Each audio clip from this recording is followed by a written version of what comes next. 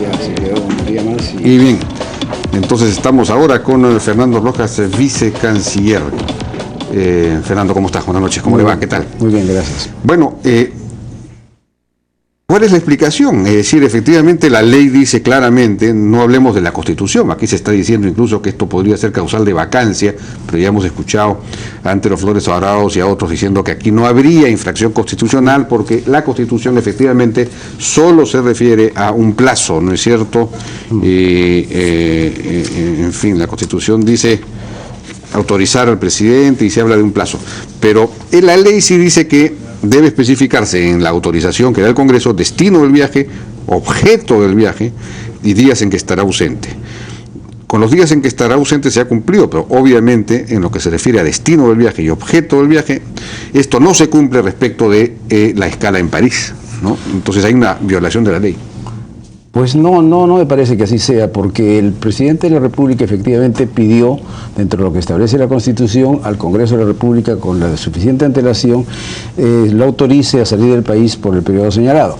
El Congreso fue informado de que este viaje era para asistir a dos visitas oficiales, atender dos visitas oficiales, una en Tailandia y otra en Indonesia, y también asistir a la 21ª cumbre de líderes de APEC. Eso significaba un desplazamiento del presidente de la República hacia esos lugares. En ese momento, previamente para eso se pidieron los permisos de sobrevuelo y aterrizaje eventual que se necesitan porque el avión presidencial pues tiene que hacer estos recorridos y además tiene que parar.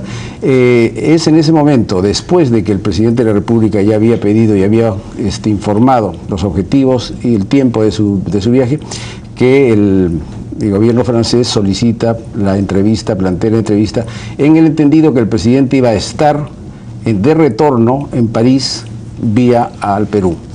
Entonces es allí que lo pide. No ha habido ninguna infracción constitucional porque el presidente de la República tiene la responsabilidad de conducir y ejecutar la política exterior.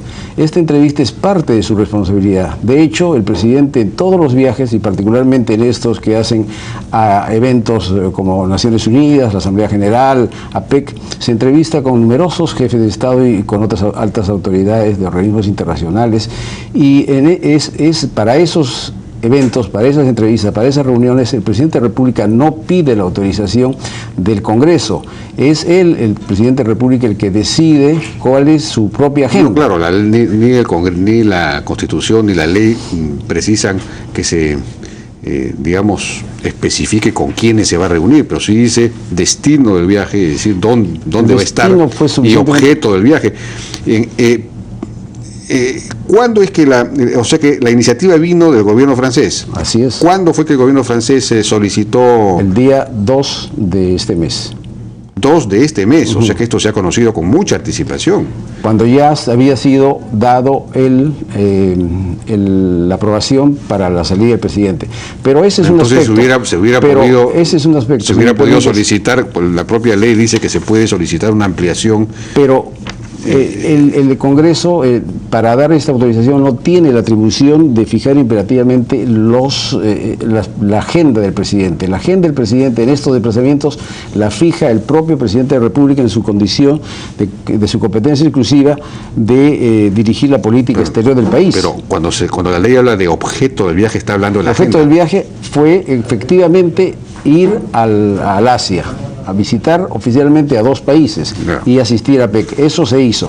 Posteriormente a ese pedido y complementariamente dentro de su viaje, el presidente puede haberse entrevistado con muchas personas. De hecho, en Indonesia o en Tailandia se ha reunido con otros jefes de Estado. Ha estado con el jefe de Estado de Singapur, ha estado con el primer ministro de Nueva Zelanda, ha estado con el propio presidente de Chile, con los empresarios de 2 países y con muchos otros.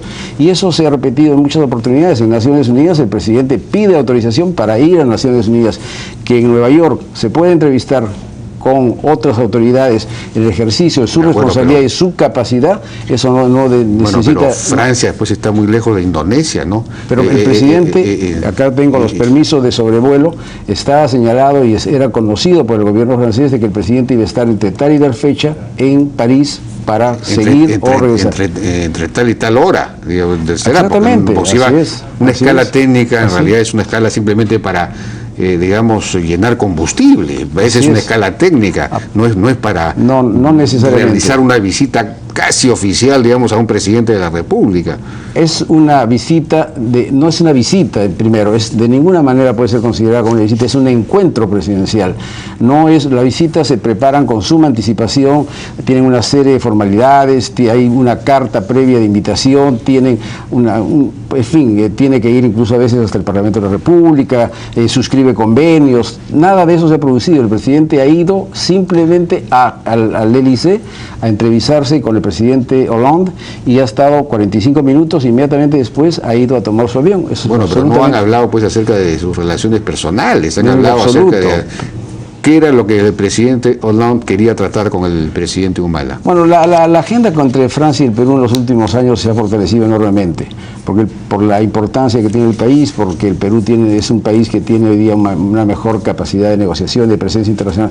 Hay asuntos, por ejemplo, uno de los más importantes es el hecho de que Perú y Francia somos los dos países en los cuales se va a realizar la conferencia sobre el cambio sobre medio ambiente, la COP20, que va a ser el próximo año en Perú. Es un evento, un mega evento, más de 12.000 personas habrán de venir esta conferencia es la preparatoria de la siguiente, que será el 2015 en París.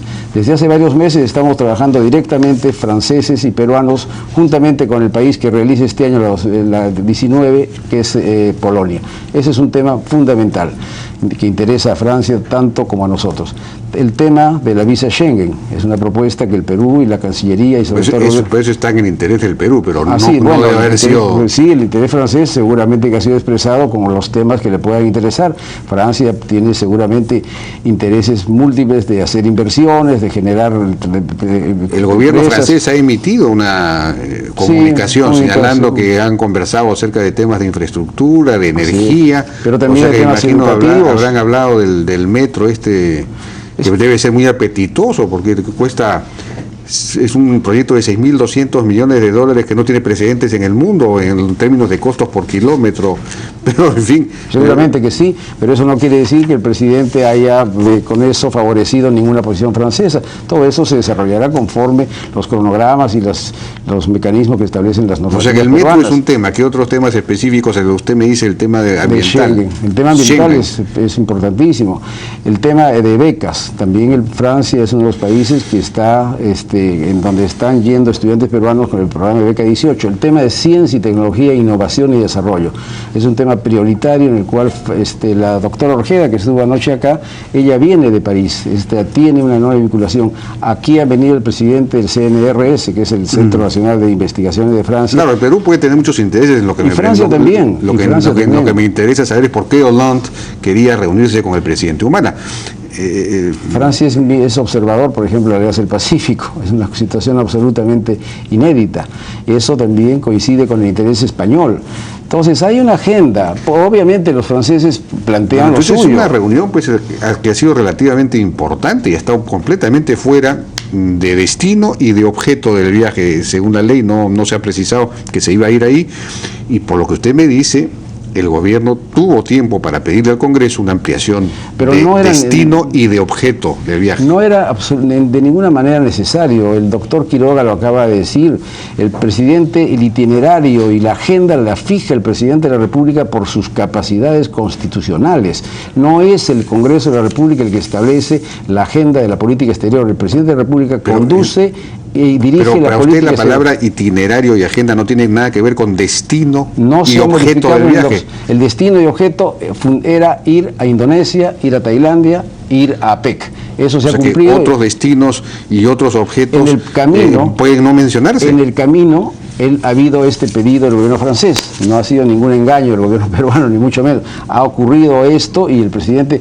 Francamente, a mí me pareció un poco difícil explicar que el presidente de la República rechace, estando allá, una invitación del presidente de Francia para reunirse durante 40 minutos para hablar de los asuntos que... Por supuesto, no, el asunto no es ese, el asunto son las formas que en una democracia son casi el fondo, ¿no? Digamos, hay que decir, comunicar al Congreso, oiga, por favor, voy a introducir una pequeña variante, y es que voy a estar reunido con el presidente francés, ¿me autorizan o no me autorizan? No era necesario, si me permiten, no era necesario, porque lo que hace el presidente de la República en ese caso es una ejecución de un acto de su responsabilidad, de su capacidad, de acuerdo al artículo 108 de la Constitución Política. Es un ejercicio de la ejecución de la política exterior del Estado.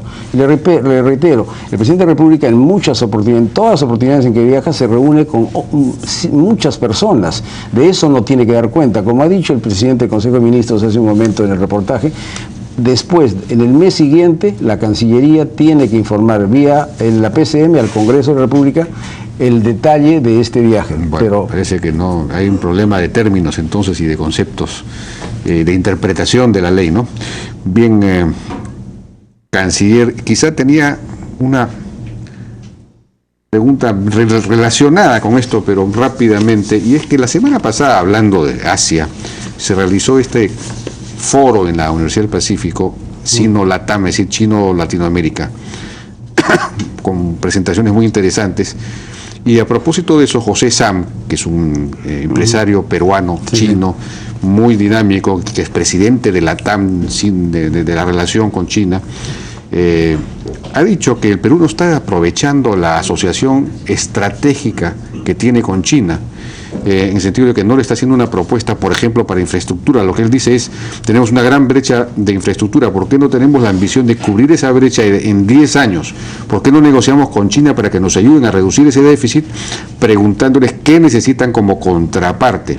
Esas negociaciones bilaterales a un nivel más estratégico son fundamentales, dice él. Eso es una cosa interesante, ¿no? Sí, sin duda es muy interesante, y creo que se tiene absoluta compatibilidad con lo que hizo el presidente de la República en el viaje que hizo a China. El viaje que hizo a China, el presidente tiene una agenda enorme de más de 12 o 14 sectores diferenciados.